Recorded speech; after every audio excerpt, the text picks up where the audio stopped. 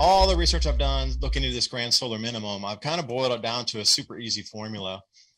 Is the more intense this grand solar minimum becomes and starts wiping out larger and larger percentages of food and the yield that actually comes out of each acre or each hectare, the more governments are going to have to respond. So the more food that's lost, the more intense the grand solar minimum becomes, the more responsive and more what's considered hard-handed, dictatorial / filling your adjective.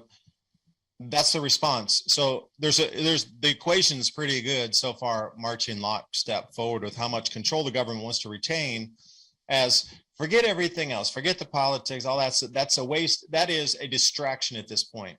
It's about, if you get super hungry, you're going to go to the street and you're going to want change.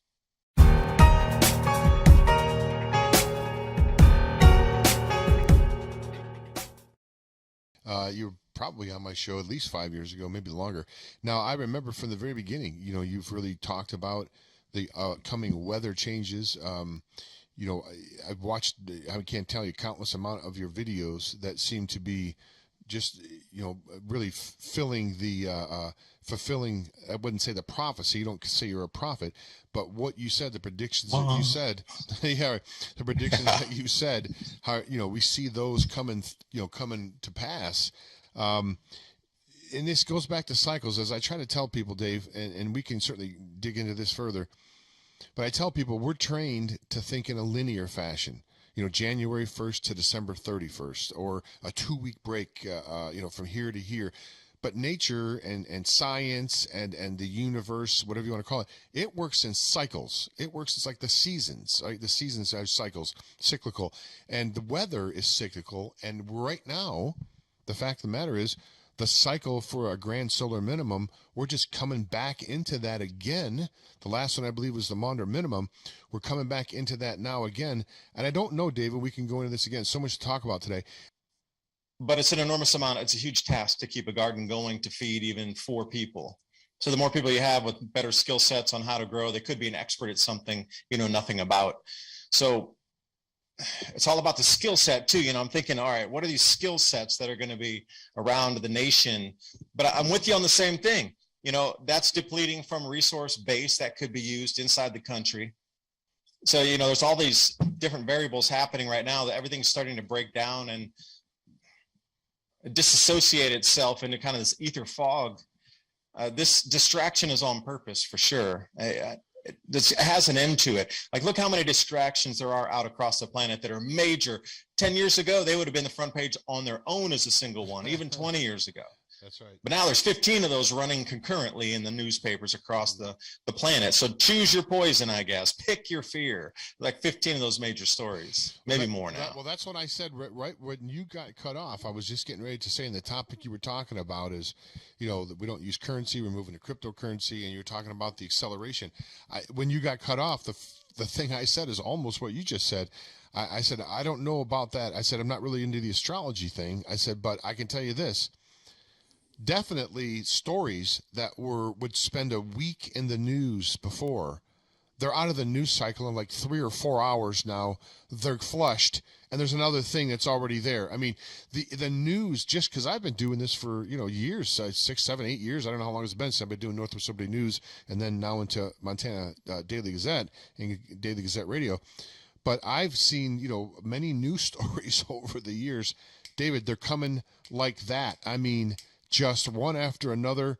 You can't even keep on top of them. When you see a good story, and before you get a chance to read it, 1 or 2 more have come out. Do you see that same thing? That's the acceleration I'm talking about, David. This can't continue, right? Because the whole thing's going to get exhausted. Just like you can't exercise 23 hours out of the day. We've had no rest, it seems like, in this country for it seems like 2 or 3 years now, especially with this jab thing. I mean, this level of intensity and stress and everything, it just can't continue before it breaks down. David, what say you? But the thing I am seeing, you're seeing it on the news front, and I am too, but I'm seeing the exact same thing in the climate media. And when I say that, I'm talking places like Electroverse, the Watchers.news, Robert Felix, before he passed, had iceagenow.info, and who else is out? There's a fair few others. Big Wobble, a little bit on the global warming side, but Strange Sounds, that's another goodie. Before, when I started my channel back in 2014, at the end there, I would have to go through an entire week to get enough material to do one video where you were like, oh, wow, you know, it was starting to point that direction. And after talking to John Casey and interviewing him and getting a copy of his book and going back with him again, getting a couple chances to talk, that was the whole thing. Is it's here. And the amount of stories like you're saying, right? Just even today, for an example, coldest temperatures ever in the Scandinavian countries, coldest ever temperature in this early in the year in Russia, and the record snows and the sea effect snows coming off of Japan, dumping all-time record snow across Hokkaido Island this early. And the onset of the very first snowfall in Beijing was a blizzard with gale force level 4 warnings, dumping and, you know, snow drifting 12 feet tall. All these things are happening at the same time in the same days. So there's an overload of that type of information too. Like you would have to scrape the news for, you know, a good 2, 3, 4 days to even put up a video before. But now there are 15 stories in a single day. It's really overload. And then mix the economics in, because I'm really seeing the dovetailing of these two, with the economy getting purposely dragged down into the muck and the replacement's already ready. And then the mechanisms for controlling the replacement, whether it's crypto or I've seen a couple different, I guess, blueprints or plans or gameplay for the new asset base on the planet, how they're going to revalue the currency after the fiat as we know it, backed by what? Nothing, collapses into no confidence. It's going to move into a new, it has to have value behind it. Nobody's going to believe it. So obviously gold's going to be in there somewhere, precious metals. And then the low-hanging fruit, cryptocurrency, obviously is going to be a base in there. But then you start looking at these carbon allocation credits on the personal level, but then the whole carbon trading market where they're going to offset forests and then put forests aside with no human habitation for up to 20 years to put a base layer of eco value onto the carbon market. So let's say I have 1,000 acres of forest. You put that into the carbon database trading scheme, and there's several out there, so many, they're all in. It's like that infancy market where there's 300 of something and you don't know who the main player is going to be. But each one of these, you can take your land and pledge it, and you get anywhere from $8 to $200. That's the ultimate price. So looking for $200 per acre to be that for the yearly payout for acreage. That so if it's trading at $8 right now for carbon credit on a ton, think about where it's going to go. They want to value it at 200.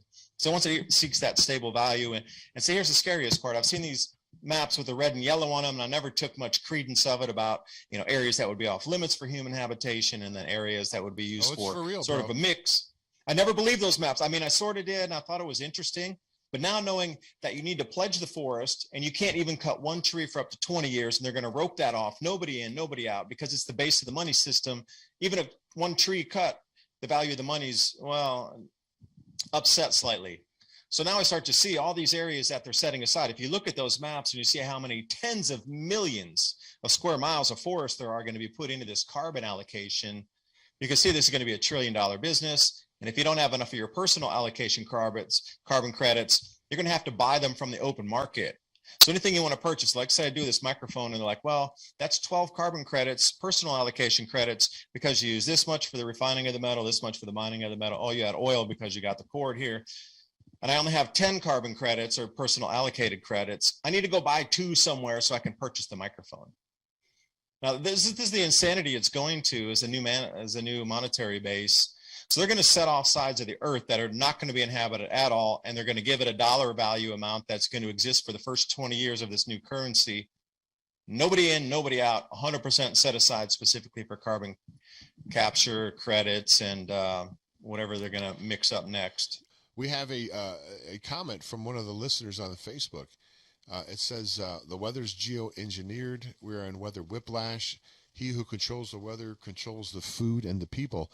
Now, true. There is weather manipulation. There's no doubt about it. I mean, they don't hide it. China announced they changed the weather for the Olympics, I believe, if I remember correctly, a few years back. But that doesn't change the fact that is, I don't think these two things are mutually exclusive. Just because they manipulate the weather now doesn't mean that we're not going to have a solar minimum. I mean, did they have weather manipulation ability 4,000 years ago? I don't know. Maybe they had. They had a lot. They were some pretty smart cats back then, and a lot of that stuff has been lost. A lot of that technology. They'd be able to put the pyramids together somehow. Beyond our current comprehension, how they would able to take something that at that size with the apparent amount of technology they had back then, it would seem somewhat impossible unless there was something else that would assist them. What's your thoughts on all that stuff, David? Well, if you're to cover the pyramids in a highly polished limestone, that would be conductive as well. And then, those would be the three biggest Tesla coils on the planet, because, underneath there, they have a water source and it's running through a telluric current zone there anyway, up the Nile. That's a charge running under the crust. So you get 6 of those main. And that's why they also say there might be crustal boundary or crust plate discharge to another crustal plate. So not every, electric geology event is planetary lightning striking the surface of the planet.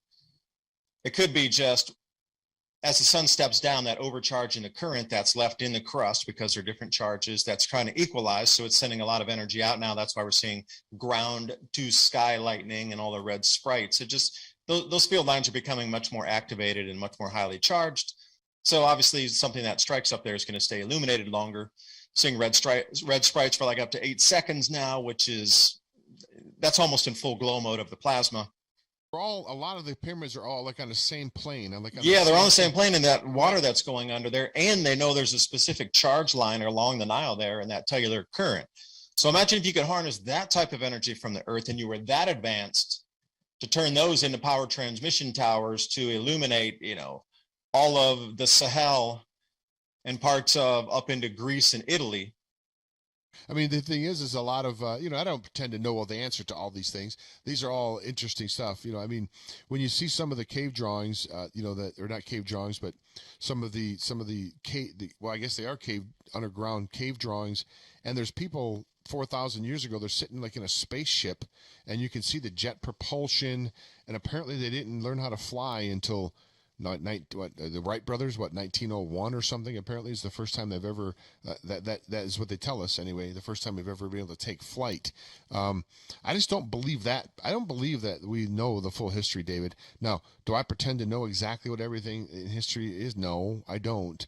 But I just don't believe we've been told the full truth about certain things. And I think there's a lot of technologies, energy, free energy, and different kind of, look at Tesla. You look at Wilhelm Reich. I mean, these people were doing stuff. What about this Raymond Reif? I've started hearing Raymond Reif's name mentioned more than I've ever heard it mentioned in any short period of time in my all my life. So this Raymond Reif machine with the vibrational medicine you were talking about earlier, they're starting to come out with that's starting to come out and become more in the mainstream. So the mindset is changing. Like again, I don't know the astrology thing. It's not my thing. I don't get into that, but they're not my deal. But I do know that people seem to be something's changing in people's mind and their lifestyles and what they're doing, like I've never seen before. Any comment on that, David? Well, astronomy and astrology used to be the same science, but they split them apart some 200 years ago, and I see why. Because the astrology explains the energetic areas of space that we move through that can be explained by stars in orbits of each other, different things that we see in what you consider traditional astronomy, NASA, European Space Agency. That explains where the planet's traveling, where the solar system's traveling, how we're moving around the spiral arm of the galaxy, how far it's going to take to go around above the ecliptic, below the ecliptic. Okay, that science explains the position of the planet, but the other part's explained by the energetics of where we sit in the solar system, affecting humans and affecting the planet itself. Well, that's what the astrology part is. So you get both. You look at it and see, I know they split those on purpose to disguise that information. I know it. I really intuitively, to sixth sense, know that the way they split those two sciences that were one, that explained where we would go and how humanity would behave when we entered. Like, we're coming into a much denser debris field area. There's going to be a lot more space rocks coming through in the next few years too, along with the energy changing. So if you already know that, I've heard how would that you as plan well. for the future? Well, also too, I think they've detected two or three now. They've detected two or three pulses that have come from deep space and have, they've picked them up and have come and hit the Earth. And I don't think they don't know where they came from. They came somewhere from deep, deep space. So I don't know, David. Again, there's a lot. I have a lot more questions than I do answers. All I know is a lot of strange things are going on. A lot of people are acting strange. The weather's getting strange. I mean, people are reporting a lot more, like you said, lights in the sky and things like that. We're just in a sort of like in a transitional, like the Earth, like the planet itself seems to be in a big transition right now. Like the water turns itself over, an iceberg turns itself over. It's almost like we're kind of doing that in a sense. Do you know what I mean, Dave? I call that the change of an age. We just entered Aquarius. You described it right there perfectly. But I can also describe it through the astrology, and then I can map it in the heavens with the astronomy, and you just described the same thing, the turning over, right? It's got to happen in all forms, because the way a government will control the people after the turning over can't be the same. Hence the Great Reset, and hence all these faster moving mediums, cryptocurrency, and all these things we just talked about. If you want to split the hair on something, yeah, Wright brothers maybe were the first ones to fly, because you're right, back in history, perhaps they were using electrogravitics and anti-gravity technologies that Tesla had perfected with just opposite rotating discs. You can levitate something. So maybe they're not lying when they said they're the first ones. Yeah, but they were flying through the air in such a rudimentary, crude way that it would make no sense to anybody else. Why wouldn't you use the Earth's magnetic field and levitate off it with no resistance, no sound, no motor, and then just blaze? Like you see in those Star Wars things, you think that they're using gasoline-driven engines to get those craft? No way. They're using the magnetic field of the planet, whatever it is. So imagine if those vehicles were tweakable, or if you went to a new world, you could find out where the magnetic field was oriented, north, south. Maybe there's a quadrupole, who knows? And then you could tweak that engine to run off the magnetic field of any planet you visit, because that's what it does. It runs off opposite push, north and south, pushing off of something to make that motor go. So if you can wire in where the charge is or what the magnetism's oriented at, you could get it to work on every single planet pretty much. Well, that's the way I would do it too. It's just, how would you get the metals out of the ground to create that thing around you that you see in so many of these sci-fi movies? That would require, almost nothing, because the motors that would mine or produce heat to smelt would all be running on the same power source of spinning something without having to burn something by using the electric field or electromagnetic field of our planet. And that's why they'd be so advanced. They would never even think to fly through the air. That's like trying to dig. Okay, we're going to dig a gold mine, but I'm just going to use my bare hands. Like, who would you'd be looked at as insane? You really would. We got machines that do that. All the research I've done looking into this grand solar minimum, I've kind of boiled it down to a super easy formula. Is the more intense this grand solar minimum becomes and starts wiping out larger and larger percentages of food and the yield that actually comes out of each acre or each hectare, the more governments are going to have to respond. So the more food that's lost, the more intense the grand solar minimum becomes, the more responsive and more what's considered hard-handed, dictatorial / filling your adjective. That's the response. So there's the equation's pretty good so far, marching lockstep forward with how much control the government wants to retain.